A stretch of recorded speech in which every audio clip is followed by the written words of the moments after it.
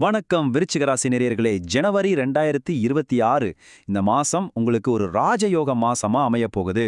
ஆமாங்க, கிரகங்கள் எல்லாம் உங்களுக்கு சாதகமா திரும்பும்போது உங்க வாழ்க்கையில என்னென்ன அற்புதங்கள் நடக்க போகுதுன்னு தான் நாம இப்ப பார்க்க போறோம். வாங்க என்னன்னு விரிவா பார்க்கலாம். முதல்லயே இந்த ஒரு விஷயத்த ஆணித்தரமா சொல்லிடுறேன்.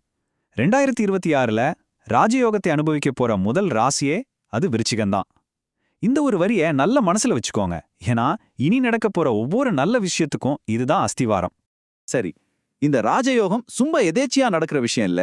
வானத்துல கிரகங்கள் எல்லாம் ஒரு ரொம்ப சக்தி வாய்ந்த நிலையில ஒன்னு சேர்றதால தான் இது சாத்தியமாகுது. அப்படி என்னதான் நடக்குதுன்னு உங்களுக்குள்ள ஒரு கேள்வி வருமே, வாங்க பார்க்கலாம்.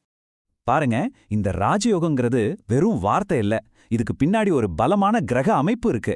உங்க ராசியோட அதிபதி செவ்வாய் உச்சமடைறாரு. அது மட்டும் இல்ல, அவரோட சேர்ந்து சூரியன், சுக்கிரன், புதன்னு மொத்தம் 4 முக்கியமான கிரகங்கள் ஒன்னு சேருது. இதுக்கே பவர் அதிகம். இதுல குருவோட பார்வையும் படும்போது என்ன ஆகும்னு யோசிச்சு பாருங்க. வாய்ப்புகள் கொட்ட கொட்டுன்னு கொட்டும். தடைகள் எல்லாம் தவிடுபொடியாகும். இதை விட வெற்றிக்கான ஒரு உறுதியான அஸ்திவாரம் வேற என்ன இருக்க முடியும் சொல்லுங்க. 1000 வார்த்தைய சொல்றத இந்த ஒரு படம் தெளிவா சொல்லிரும்.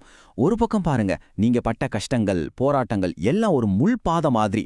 இன்னொரு பக்கம் பாருங்க, ஜான்வரி 2026ல உங்களுக்கு மலரப்போற பிரகாசமான எதிர்காலம்.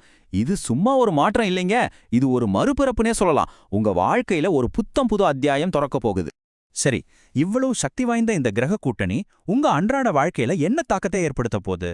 உங்க வேலை, உறவுகள், உங்க மனநிலைன்னு எல்லாத்துலயும் என்னென்ன நல்ல மாற்றங்களை கொண்டு வரப்போகுதுன்னு இப்ப கொஞ்சம் விரிவா பார்ப்போம்.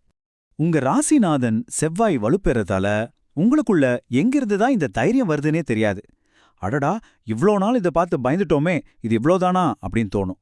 இது வரைக்கும் நீங்க தயங்கி நின்ன விஷயங்களை கூட இனி அசால்ட்டா செஞ்சு முடிப்பீங்க. எந்த பிரச்சனையா இருந்தாலும் பார்த்துக்கலாங்கிற ஒரு கெத்தான மனநிலை உங்களுக்கு வந்துடும். இந்த கிரக மாற்றத்தோட பலன்கள் உங்க வயசை பொறுத்து கொஞ்சம் மாறுபடும். நீங்க 20ல இருந்து 40 வயசுக்குள்ள இருந்தீங்கன்னா உங்களை நீங்களே மெருகேத்திக்கிறதுக்கு இது ஒரு சரியான நேரம். 40ல இருந்து 60 வயசுல இருக்கிறவங்களுக்கு ரொம்ப நாளா இழுத்துட்டு இருந்த பேங்க் லோன் மாதிரி விஷயங்கள் எல்லாம் கைகூடி வரும். 60 வயசுக்கு மேல இருக்கிறவங்க கொஞ்சம் உடல் நலத்துல கவனம் வச்சுக்கிட்டா போதும். குடும்பத்துல நிம்மதிக்கு குறைவே இருக்காது. சோ உங்க வயசுக்கு என்ன சொல்லியிருக்குன்னு நல்லா கவனிச்சுக்கோங்க. இப்போ ஒரு முக்கியமான விஷயம். இவ்ளோ பெரிய ராஜயோகத்தோட முழு பலனையும் நீங்க அனுபவிக்கணும்னா அதுக்கு நீங்க கொஞ்சம் தயாராகணும். அதாவது, ஒரு பாத்திரத்துல புதுசா தண்ணி ஊத்துறதுக்கு முன்னாடி பழைய தண்ணிய காலி பண்ணுவோம் இல்லையா? அதே மாதிரி இந்த நல்ல சக்தி உள்ள வர்றதுக்கு பழைய தேவையற்ற விஷயங்களை நாம வெளியேற்றணும். இது அதுக்கான சரியான நேரம். அதுக்கு நீங்க செய்ய வேண்டியது இந்த 3 விஷயம்தான். ரொம்ப சிம்பிள்.